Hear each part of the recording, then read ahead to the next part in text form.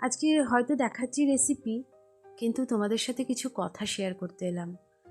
আমরা যারা সোশ্যাল মিডিয়াতে কাজ করি, আমি তো অন্তত বহু বছর ধরে সোশ্যাল মিডিয়াতে আছি। আমি অনেক কাজই করি অনেক বছর ধরে। তোমরা যারা আমাকে চেনো জানো, তারা হয়তো দেখেছো।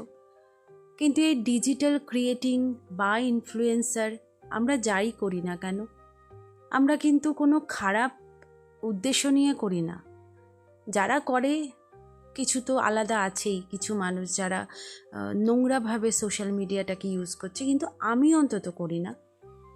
আমি সবসময় একটু ভালো ভিডিও করার চেষ্টা করি, ইনফ্লুয়েন্স করি মানুষকে, একটু হাসাই, এইসব করেই আমার কিন্তু সময় কেটে যায়। এবং আমি এটা নিয়ে থাকতেই ভালোবাসি।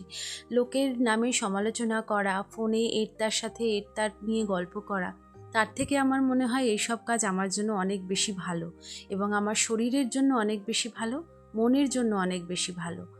আমি যদিও অত শিক্ষিত নই আর সবার মতো, কিন্তু হয়তো মনুষ্যত্ব বোধটা একটু হলেও আছে। আমার পড়াশোনায় শিক্ষিত হয়ে কোনো লাভ নেই, আমি চাই মনের দিক দিয়ে আমি শিক্ষিত হই।